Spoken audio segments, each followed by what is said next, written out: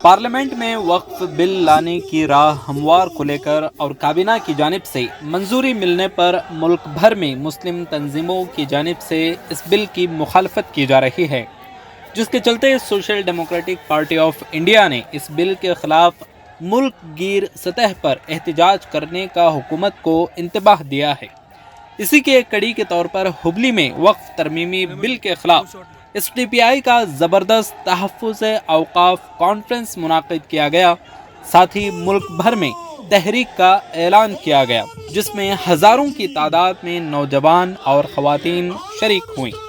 हुबली शहर के इस तारीख़ी कॉन्फ्रेंस में मुक़र्रिरीन ने बड़ी दिलेरी और हिकमत के साथ इस बिल के नुक़सानात और आइंदा मिल्लत की ज़िम्मेदारी पर तफसीली रोशनी डाली। इस बिल की सख्त मुखालफत करते हुए कहा गया कि ये न सिर्फ गैर आइनी है, बल्कि इससे ज़िला मजिस्ट्रेट्स को अदालती इख्तियारात भी मिलते हैं, जो वक्फ फंड्स को हटाने की फ़िरका परस्त हुकूमत की कोशिशें हैं।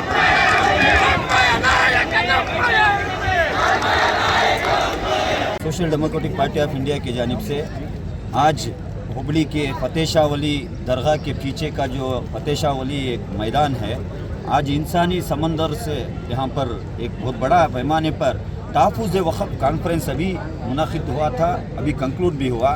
तो लिहाजा इस कॉन्फ्रेंस के ज़रिए से हमने ये हुबली की सरज़मीन से नरेंद्र मोदी के हुकूमत के ऊपर मुँह के ऊपर ये बिल को फाड़ कर हमने एक मैसेज दिया है। ये जो वक्फ तरमीमी बिल 2024 जो असेंबली सेशन में वो प्रेजेंट किए थे, इसको हम ख़तई नहीं मानेंगे।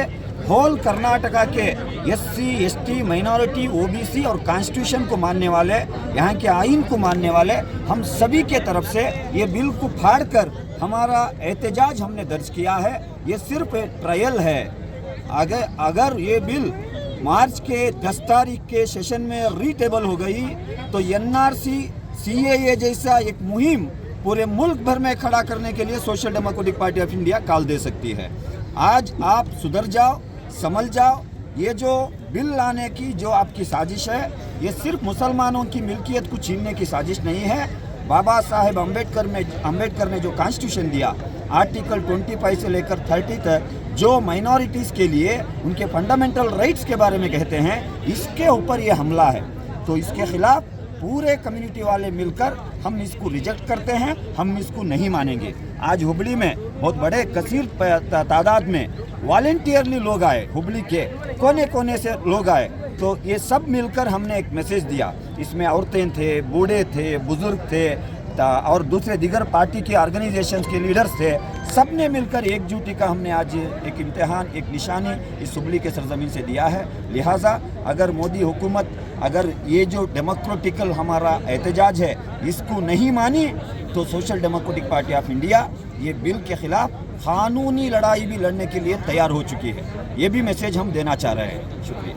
ये वक्फ अमेंडमेंट बिल पार्लियामेंट में पेश किया गया, टेबल किया गया, लेकिन अपोजिशन के वॉकआउट करने की वजह से अभी इसके ऊपर कोई क्या कहते हैं कि फ़ैसला नहीं आया, ठीक है। और अभी इसको फिर 10 मार्च तक के लिए पोस्टपोन किया गया। सबसे पहली बात ये उठती है कि वक्फ अमेंडमेंट बिल क्या है। तो वक्फ अमेंडमेंट बिल जो है वो मुसलमान जो इस मुल्क की सबसे बड़ी माइनॉरिटी, यानी कि माइनॉरिटी इन मेजॉरिटी, उनकी एक पर्सनल प्रॉपर्टी जो वो अपने क्या कहते हैं सैक्रेड रीज़न से अल्लाह ताला को गिफ्ट दे देते हैं, या अपने क्या कहते हैं खुदा के लिए उसको वक्फ कर देते हैं, दान कर देते हैं।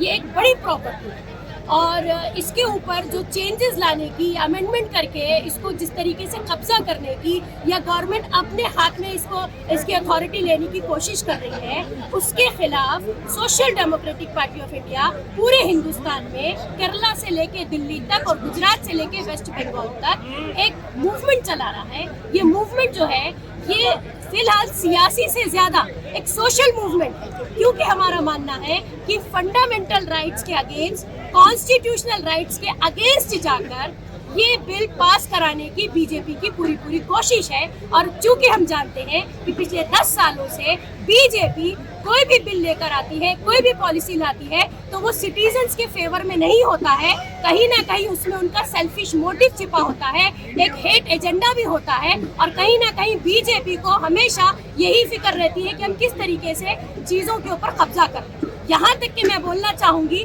क्योंकि हम पढ़े लिखे लोग हैं और हम हर चीज़ को ऑब्जर्व करते हैं कि इलेक्शंस भी करप्शन अगर ना करे बीजेपी तो शायद उसके लिए जीतना मुश्किल हो जाए।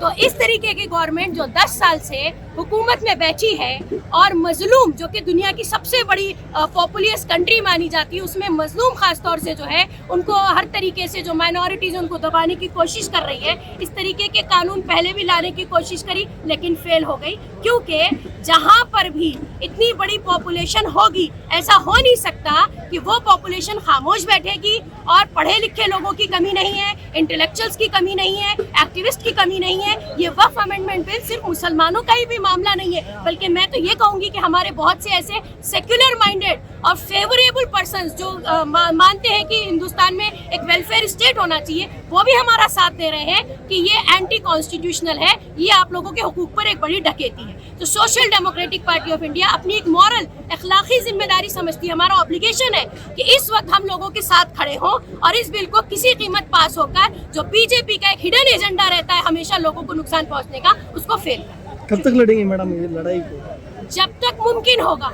और जहां तक मुमकिन होगा।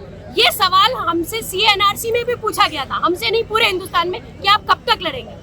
तो जब तक हमारे अंदर दम है इंशाल्लाह लड़ते रहेंगे, अच्छाई के लिए, वेलफेयर के लिए, सोसाइटी के लिए, लोगों के लिए, ह्यूमैनिटी के लिए काम करना जो है उसके लिए कोई फुल स्टॉप नहीं होता। जब तक हम में हिम्मत है इंशाल्लाह लड़ेंगे। इसके बाद देखेंगे कि नेक्स्ट क्या होता है, क्योंकि हम भी अभी वेट एंड वॉच कर रहे हैं और हमने अल्टीमेटम ऑलरेडी दे दिया है, अपने मैसेजेस दे दिए हैं, हमारे लीडर्स ने, हमारी सोसाइटी में लोग मैसेज दे रहे हैं कि इस बिल को हम लोगों को मंजूर नहीं है, वी रिजेक्ट दिस बिल।